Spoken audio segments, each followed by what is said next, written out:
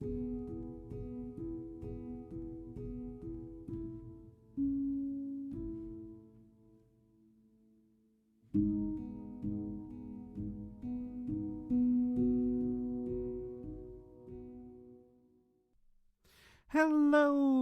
and welcome to Dissecting Philosophy with Dr McDonald.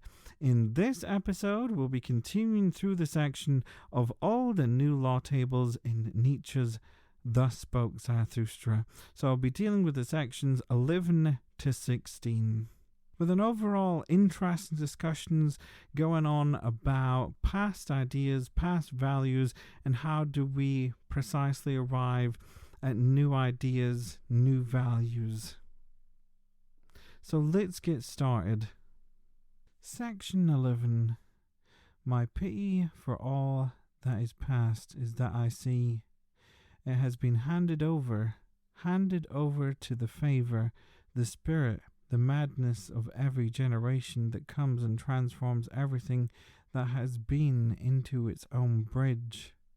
A great despot could come, a shrewd devil, who, with his favour and disfavour, could compel and constrain all that is past, until it became his bridge, and prognostic, and herald, and cockcrow. This, however, is the other danger and my other pity. He who is of the mob remembers back to his grandfather. With his grandfather, however, time stops. Thus all that is past is handed over, for the mob could one day become master, and all time be drowned in shallow waters. Therefore, O my brothers, is a new nobility needed, to oppose all mob rule and all despotism, and to write anew upon new law tables the word noble. For many noblemen are needed, and noblemen of many kinds, for nobility to exist. Or, as I once said in a parable, precisely this is godliness, that there are gods, but no God. So for section 11 then, we have a really interesting discussion about history and the manipulation of history and trying to skew and manipulate it into how a specific person would like it to be viewed. And so what's really interesting about this point is hitting against a specific school of thought within history as a field and a discipline, that is empirical history.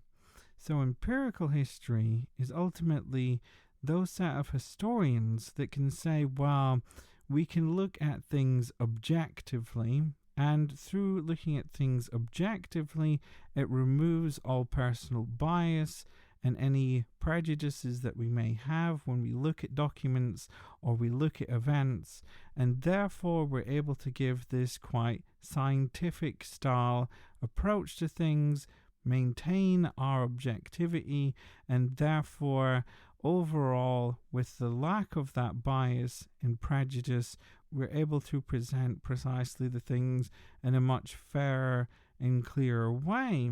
But here we have Nietzsche on the complete opposite end of that, to say, well, we can't precisely have any historical approach that tries to be completely objective. Why is that the case? Because it'll always be subject to those who are writing it in the first place.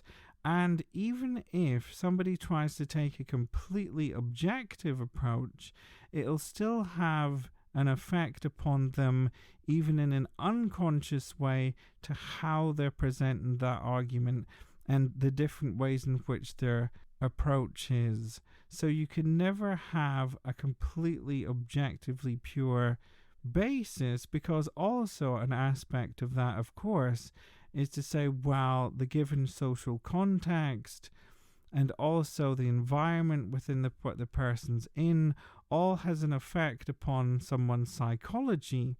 And even if you try to suppress that or try to take a distance from that, that's still going to have that unconscious effect again within someone's writing. So equally to say here is to say, well, whenever we write something, it's trying to say, well, we try to have some sort of semblance of control over what we write, because I can say exactly what I want to say and for it to mean exactly for what I want it to mean.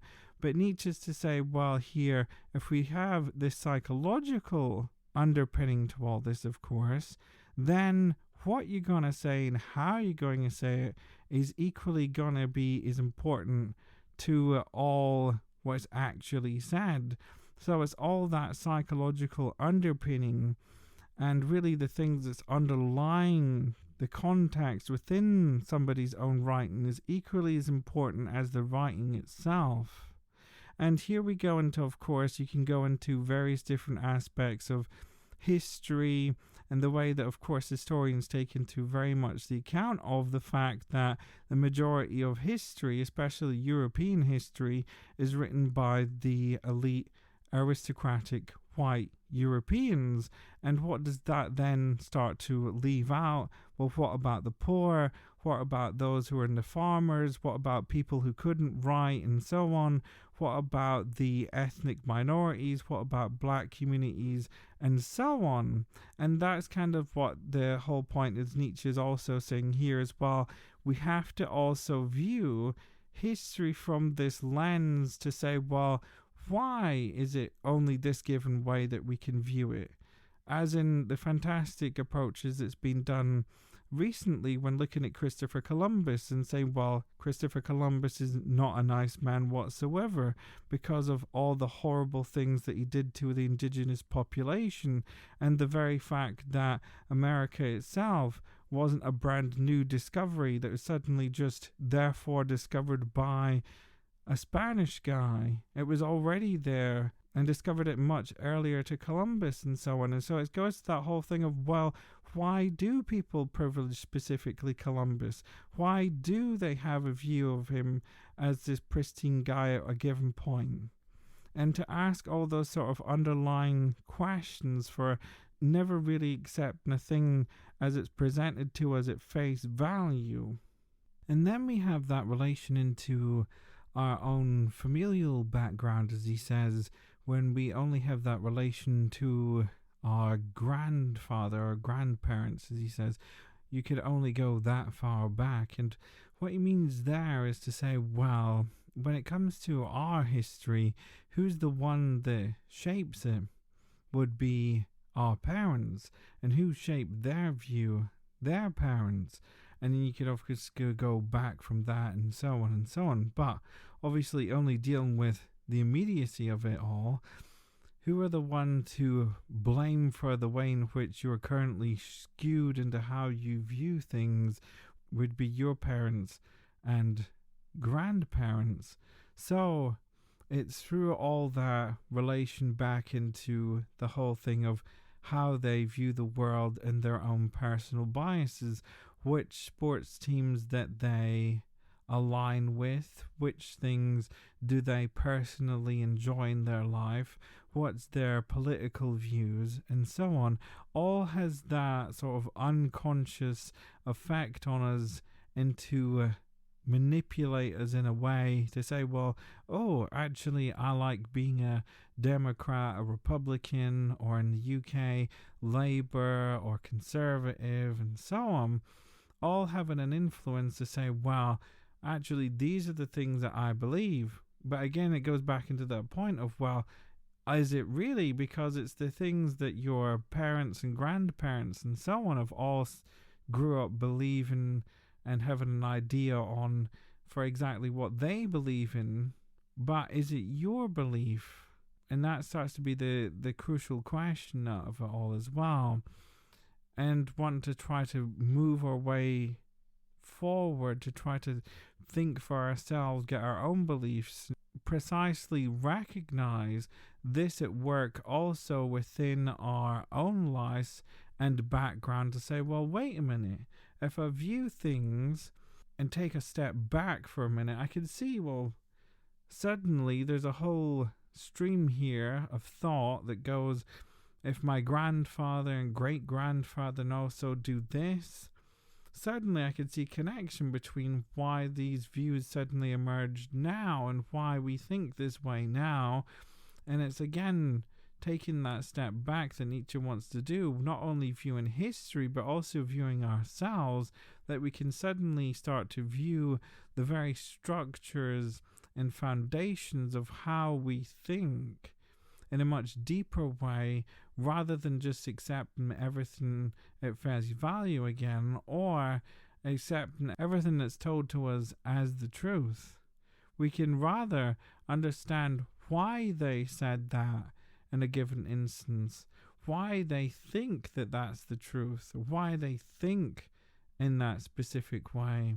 And so, rounding off section 11, we have then Nietzsche's argument for a move towards and form of nobility, as he says, and we get this much more into section 12 by what exactly he means. So let's continue on into section 12.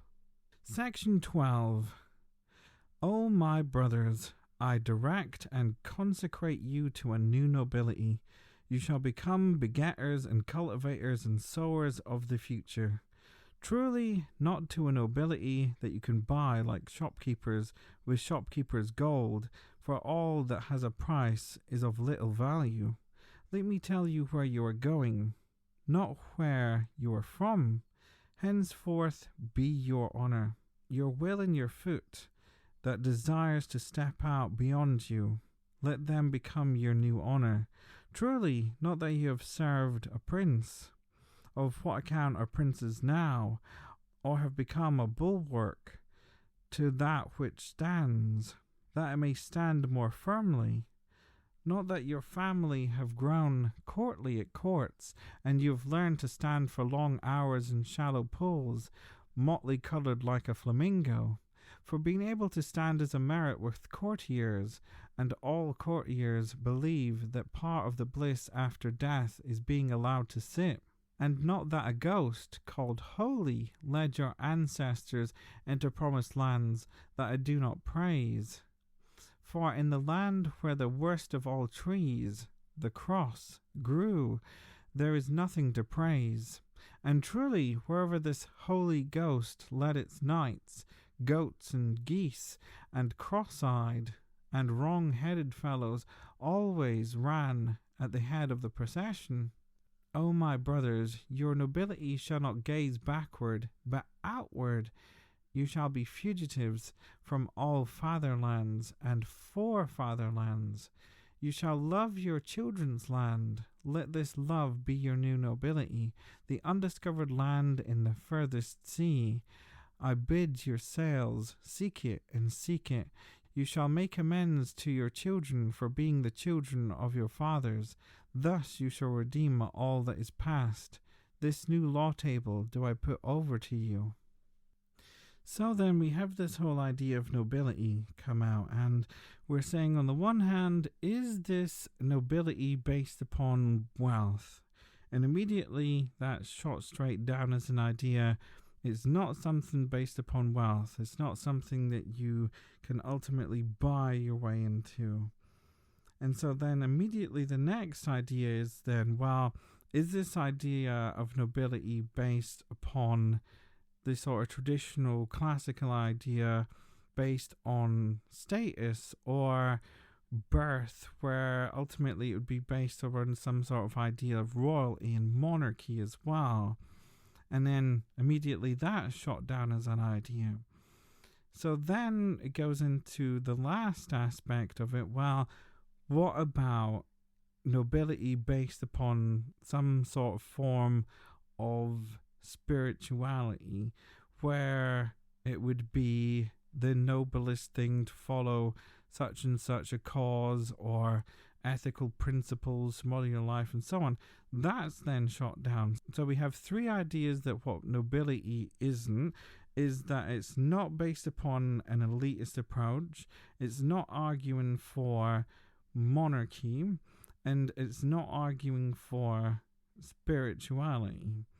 So then it goes into the little tiny section, which Nietzsche's always great at doing. His main argument fits into just a few sentences, where he says, well, this whole idea about nobility is not gazing backwards, but rather outwards, and you shall be fugitive from all fatherlands and for fatherlands. So what he's ultimately trying to say here is, in order for us to move forward, we can't have this idea of privileging the past and past ideas and past people and past methods and all these different things. Rather, it has to be in the sense of a move forward to the extent where you're thinking not of the past, but rather of the future, as he says. And who is going to be the important thing in the future is going to be the children, as he says. Think of your children and your children's land. Let this love be your new nobility, this undiscovered land. And so this whole idea about making new ideas is precisely even out with thinking of yourself, but rather this whole move towards, well, what would it be like for children in the future? And that sort of movement to say, well, what about their children and so on? And it's quite an interesting question to raise, especially in a contemporary format as well, when we think, well, this is the sort of types of questions that always start to get raised up when environmentalism is an aspect comes out so heavily, because it's in that given example we could say, well, surely we have to have this future approach to us. And why is that the case? Because in that given instance, when we think of the environment, we're not only doing harm now, we're also doing future harm for our children and their children and so on. And therefore, we need to create action now. And it's an interesting comparable argument we have for Nietzsche here, saying, well, we don't want to have this approach that argues for elitism, monarchy, spirituality. We need a new way of doing things that's got to be beneficial for the children of the future, because each of these different approaches have all had their problems, as he says, and therefore we have to think of this uncharted land that's been undiscovered, and therefore people are going to have to go and discover it like great explorers. And it's really interesting, that whole line, you shall make amends to your children for being the children of your fathers. Thus you shall redeem all that is past. This new law table do I put over you. So it's that whole idea as well, how do you get to new values? How do you get to this undiscovered island in the first place? How do we get to this whole thing? Once you start making amends for the past, once you start correcting the past ideas, do we start to move towards the future and newness. But again, what's interesting here is not an immediate leap. Nowhere does Nietzsche say, suddenly we just get towards the answer of things. Always to get towards where we need to go is always a massive Herculean-like struggle with past values, past ideas, because they're always held up as an absolutely brilliant way. And immediately, as soon as you start to challenge that, well, then you're going to have to do the massive battle, as he says in the Three Metamorphoses, with a dragon. Why is that the case? Because the past values and ideas are always upheld because they work. And so as soon as you start to say, well, it doesn't work, because you've got to then have a great counter argument, but also try and present a way in which you try to arrive at something new that's also going to work and function better than the past idea was there in the first place. And that's what half the problem is, of course, is that it's fine to criticize, but it's also trying to think of what different style or approach can you take that'll make something work or function better as an overall thing. And it's not just enough just to say, well, it's problematical just because we can see this, that, and the other. Well, that's fine. But as he says, we've got to try and think of the future here. We've got to say, well, sure, that's problems, but, well, what about if we can try and think about, well, how is it going to work better? Because then comes into that whole point again, well, then we can make it work better for the children. then we can make it work better for future generations than what we've had. Section 13. Wherefore live. All is vanity. To live, that means to thrash straw. To live, that means to burn oneself and not become warm. Ancient rigmarole like this still counts as wisdom, and it is the more honoured because it is old and smells damp. Even mould ennobles. Children might speak in this way. They shrink from the fire because it has burned them. There is much childishness in the old books of wisdom. And how should he who is always thrashing straw be allowed to slander thrashing? Such a fool would have his mouth stopped. Such people sit down to dinner and bring nothing with them, not even a good appetite, and now they say slanderously, all is vanity. But to eat and drink well, O my brothers, is truly no vain art. Shatter the law tables of the never joyful. And so quite interestingly enough for section 13, when we get into the whole idea of thrashing straw, what exactly does that do? And when we go into the Merriam-Webster dictionary, we could see that it's to separate the seeds from the husks and straw by beating. And so we have this whole metaphor that starts us off from a sort of farming outlook where ultimately we're trying to get seeds. And the whole point is that it's talking about the metaphor of a hard day's labor, and therefore life is reflected in this much grandiose way of being a hard labor to go through. And we have Nietzsche therefore take up quite the issue with that. And there's quite the humorous Monty Python examples where we have always the sense of in the past or in my day it was like this, and through the examples they go through each gets more and more absurd. In my day we had only just the clothes on our back, and then we had to have absolutely nothing to cover us up through the snow. Oh, but in my day it was like this, and so on and so on. And each gets more absurd than the next for exactly what it was like. And that's what is that Nietzsche's picking up on here, is that when we have the whole past values and past ideas, it's always, oh, in my day it was like this, and oh, how hard we had it then. And Nietzsche's whole point here is to say, well, sure, life can be hard and is hard at times, but we also say, well, all what these people are going to do is complain and moan and whinge at absolutely everything. But we do have even small glimmers of things that do make us happy, as he says, but to eat and drink well, whatever that may be to each given person, that's not a vain thing to have, to want a nice cup of tea and a nice little thing to eat.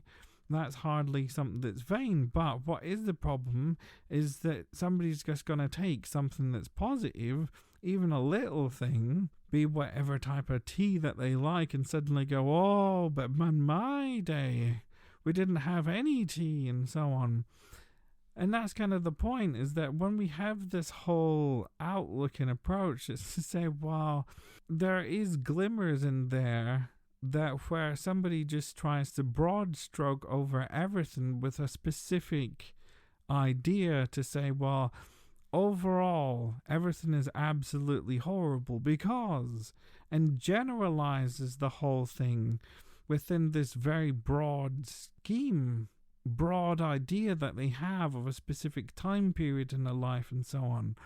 And then what's forgotten, of course, is those little things like the cup of tea, like whatever it is that they actually do enjoy. And what Nietzsche's also saying here is, it's as much as those little things that also that what we forget about, and also challenge this very general image that's also built up within given contexts and ideas, Because what we tend to do is forget precisely those little things that get us through the day. And then we just go, oh God, that was a terrible day, wasn't it? Well, sure, overall it might have been a rubbish day, but then there's always tomorrow. Oh, tomorrow's going to be terrible too.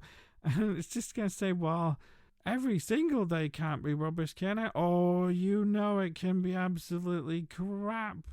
Oh, terrible, terrible, terrible. And it's just get out of this whole sort of generalized approach into some sort of much more healthier mindset to always trying to say, well, there is the little things. Come on, these things are important as well. What about that?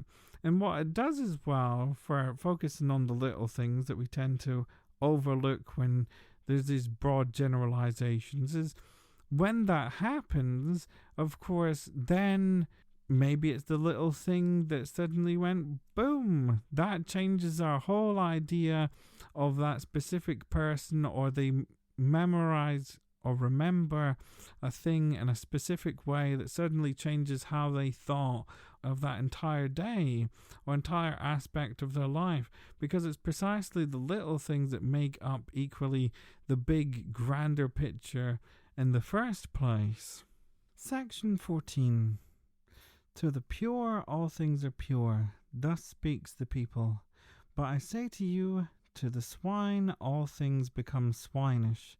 That is why the fanatics and hypocrites with bowed heads, whose hearts too are bowed down, preach, the world itself is a filthy monster, for they all have an unclean spirit. But especially those who have no peace or rest except they see the world from behind, these afterworldsmen. I tell these to their faces, although it does not sound pleasant. The world resembles man in that it has a behind. So much is true. There is much filth in the world, so much is true. But the world itself is not yet a filthy monster on that account. There is wisdom in the fact that much in the world smells ill. Disgust itself creates wings and water divining powers. Even in the best there is something to excite disgust, and even the best is something that must be overcome. Oh, my brothers, there is much wisdom in the fact there is much filth in the world. And here's where we have the overlap of ideas between 13 into 14, because we have that whole psychological idea of, isn't life such a hard labor? Basically, hard struggle and horrible. Do we then have an aspect into seeing, well, then life itself and the world itself becomes, as he says, like a big filthy monster? And then we have that relation into organized religion, where he says, well, all of what they do, these afterworldsmen and people who focus on the afterlife and death, is because they precisely see the world itself from behind. And that's quite the joke as well. He's saying, oh, what he's ultimately doing is everybody's looking at the world's butthole while it's crapping out all the time. What they're not doing is moving themselves out of that and looking at other things that are a much more productive way. Because it's one of the things that he says as well. Yes, there is a lot of filth in the world, but as he says, people don't just dwell around in their own filth, as he says. Much wisdom comes from the fact that the world smells ill.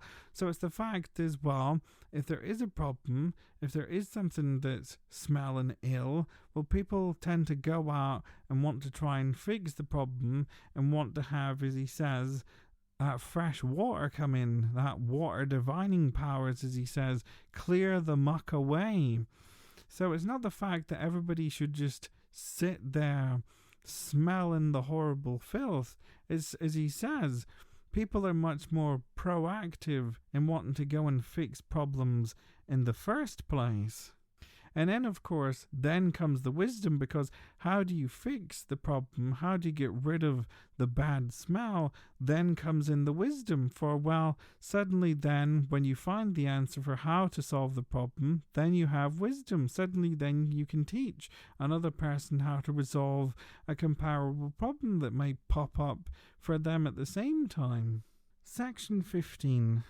These sayings I heard pious afterworldsmen say to their consciences, and truly without deceit or falsehood, although there is nothing more false or deceitful in the world.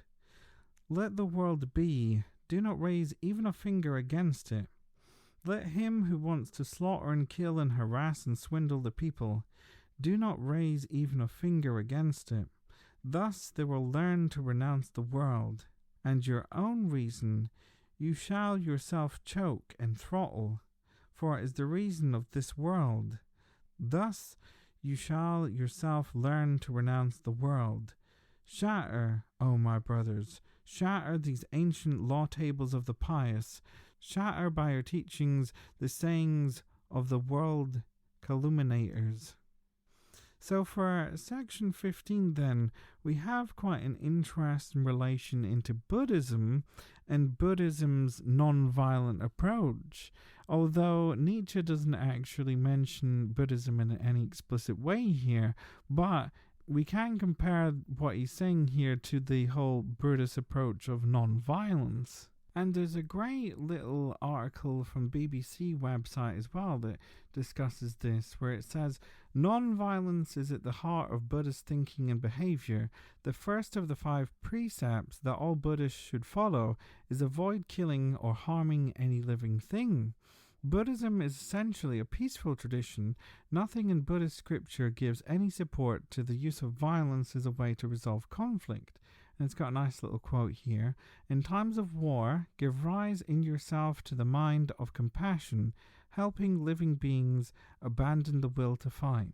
And then, continue on with the article, it says, one of Buddha's sermons put this very clearly with a powerful example that stresses the need to love your enemy no matter how cruelly he treats you. Again with a quote, even if thieves carve you limb from limb with a double-handed saw, if you make your mind hostile, you are not following my teaching. And so we have that whole advocation of non-violence even in the event of somebody's own death there for Buddhism. And what Nietzsche wants to say here, of course, is that within all the midst of all this, what is the whole point is because not only will the whoever it is person, thief, murderer, and so on, will learn to renounce the world, also you will learn to renounce the world as well at the same time, because we have that other aspect of Buddhism where desiring's relating into suffering.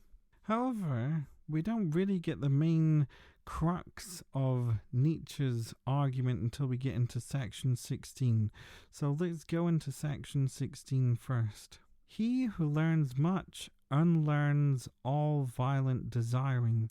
People whisper that to one another today in all dark streets. Wisdom makes weary. Nothing is worthwhile. You shall not desire. I found this new law table hanging even in public marketplaces. Shatter, O my brothers, shatter this new law table too. The world weary and the preachers of death hung it up, and so did the jailers, for behold, it is also a sermon urging slavery. They have learned badly, and the best things not at all. They have learned everything too early and too fast. They have eaten badly. This is how they got stomach ache. For their spirit is stomach ache. It consoles death. For truly, my brothers, the spirit is a stomach. Life is a fountain of delight, but all wells are poisoned for him from whom an aching stomach, the father of affliction, speaks. To know, that is delight to the lion-willed, but he who is grown weary is only willed. He is the sport of every wave, and that is always the nature of weak men. They lose themselves on their way, and at last their weariness asks, Why have we ever taken any way? It is a matter of indifference. It sounds pleasant to their ears when it is preached. Nothing is worthwhile. You shall not will. This, however, is a sermon urging slavery. O my brothers, Zarathustra comes as fresh, blustering wind to all way-weary. He will yet make many noses sneeze. My liberal breath blows even through walls into prisons and to imprisoned spirits. Willing liberates, for willing is creating. Thus I teach, and you should learn only for creating. And you should first learn from me how to learn well. He who has ears to hear, let him hear. What an absolutely fantastic way to round off that section there. That willing is creating and willing is something that liberates. Absolutely fantastic and amazing.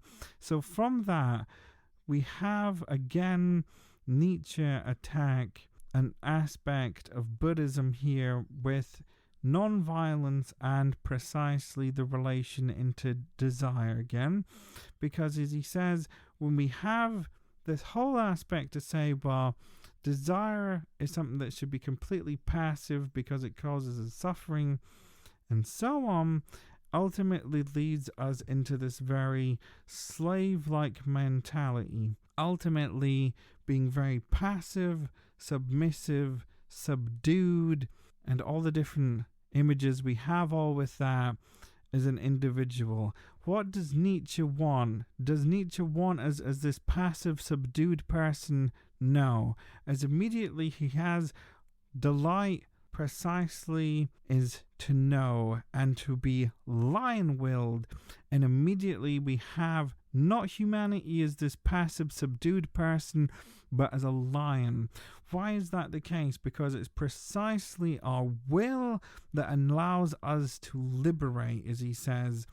Why is that the case? Because as soon as we have that relation back into our desire, then it immediately creates something positive. We desire for this to be resolved. We desire not to be in this situation. We desire this, that, and the other.